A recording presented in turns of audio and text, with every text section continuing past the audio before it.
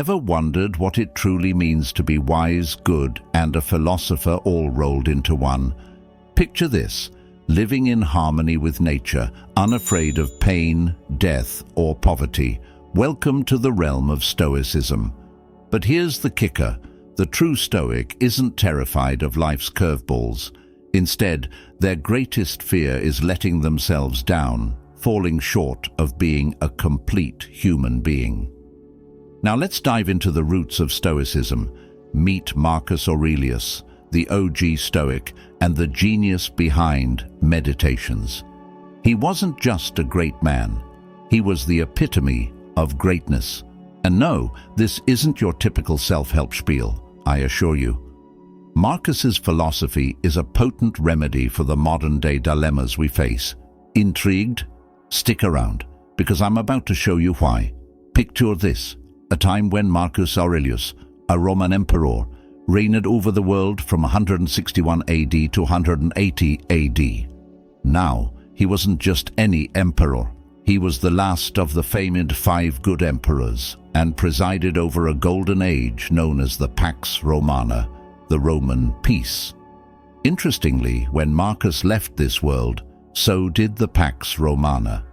As emperor, Marcus wielded unparalleled power, being the most influential figure on the planet at the time. Imagine the Romans, with no knowledge beyond their vast empire, saw Marcus as nothing less than the ruler of the entire world. In this apex of authority, Marcus Aurelius had the world at his fingertips. History had taught that the life of a Roman emperor was synonymous with indulgence, a hedonistic pursuit of money, sex, wine, and any whim that crossed their minds. It was practically written in the scrolls. But here's the twist: Marcus Aurelius, amidst boundless opportunities for excess, chose a different path. While any vice imaginable was within his grasp, he opted for virtue. Yes, you heard it right, virtue. In a world where money, law, custom, and ethics bowed to the whims of an emperor, Marcus remained unbound. He chose every single day for a remarkable 19 years to be a fundamentally good man. So, in a saga of excess and indulgence, Marcus Aurelius stood as an anomaly, a beacon of virtue in the heart of power. How did he manage this extraordinary feat? Stick around, because we're about to unravel the untold story of a man who, against all odds, embraced goodness in the grand theater of ancient Rome. Now let's delve into a thought-provoking scenario. Being good in itself doesn't necessarily elevate someone to greatness. But picture this: standing face to face with the beast of truly unlimited fantasies and boldly declaring, "No, I choose virtue, not for praise, fame, or admiration, but just for the sake of being good." Now, that's truly impressive. Consider the circumstances. Imagine being in those shoes for nearly 2 decades. Could you, day in and day out, consistently overcome the relentless monster of temptation, especially knowing there would be no repercussions, no matter what path you chose? It's a profound question that makes you ponder. What would you do? How would you act? I'll be honest. Following the example set by Marcus Aurelius seems like a monumental challenge. We're talking about a man who, for almost 20 years, navigated the labyrinth of unlimited desires, always choosing the path of virtue. And here's the kicker: he did it not for the eyes of the world, not for any external validation, but because that's when Marcus was truly at his best, when no one was looking. Now let's unravel the essence of Meditations, a work not quite fitting the traditional definition of a book. Penned by Marcus Aurelius, it's less a literary creation and more a glimpse into his personal journal, a candid exploration of his journey through life. Remarkably, this introspective piece lacks a concrete structure, loosely divided into 12 parts, yet spanning a mere 150 pages. Contrary to what the title Meditations suggests, Marcus never intended this collection to be read or published. It was his private sanctuary, a canvas for his deepest confessions and beliefs. Keep in mind, he wasn't writing for an audience, it was solely for himself. This off-the-cuff approach, however, unveils the profound character of Marcus Aurelius. Despite its seemingly unpolished nature, Meditations stands as one of the most potent and poignant works ever etched onto paper. Its power lies in its raw authenticity. Now, the best way to truly grasp its essence is to read it for yourself. Copies can be found in libraries and bookstores across the country, maybe even the world. But for now, let's explore a few compelling ideas tucked within its pages. Ideas that, in the context of this video, are undoubtedly worth examining. So, if you're ready to delve into the profound wisdom of Marcus Aurelius, stick around. Now, let's delve into Marcus Aurelius's profound philosophy on living in harmony with nature. When he spoke of nature, it wasn't just about the flora and fauna, it extended to the cosmic order of the universe. Consider trees, reaching for the skies without an ounce of desire for praise or external validation. They grow, becoming powerful and awe-inspiring simply because that's what they're meant to do. It's the natural order. Similarly, a caterpillar transforms into a butterfly, a small chick blossoms into a mighty eagle, not out of personal ambition, but because that's their innate purpose. In Marcus's worldview, humans share this duty to fulfill their potential. It's not about accumulating wealth or accolades, as we'll discuss later. Instead, it's recognizing that nature has made you human. And with that gift, your duty on this earth is to embody kindness and virtue. For Marcus, this is the pinnacle of human achievement, and falling short of that potential is the darkest abyss one can descend into. In Marcus Aurelius's eyes, the essence of being human lies in the unwavering commitment to kindness and virtue. It's a duty, a calling, a task that transcends material accumulation. While you can't control the world's whims, you have complete control over your reactions. In the face of life's storms, a great person rises above, living up to their fullest, most virtuous potential. That, according to Marcus, is the sacred duty of every human being. Now, let's peel back the layers of Marcus Aurelius, the emperor who, despite not having the luxury of lounging around and writing all day, faced the myriad challenges that came with ruling an empire. Writing wasn't his primary gig, yet when he did, his words carried weight. Above all else, Marcus recognized the inevitable presence of what he deemed bad people in our universe. To him, expecting a world without such individuals would be as absurd as expecting a vine without thorns. It's simply the nature of things. Bad people exist, and we will encounter them in our lives. However, Marcus, the proponent of kindness, believed that people rarely intend to do wrong. Instead, their missteps often stem from ignorance. Teaching may be an option, but it's not always feasible. So, if we can't control the influx of immorality or change these individuals, Marcus advises looking inward. In conversations with himself, Marcus would say, "Hey, you've got faults too. Who are you to judge? Maybe your faults differ, but you're not immune." In another scenario, Marcus might be the ignorant one. Maybe he'd ponder, "You can't even be sure they're doing the wrong thing. The thief stealing to feed his family. Is that wrong, or do you just not understand?" In Marcus Aurelius's perspective, we are born for each other.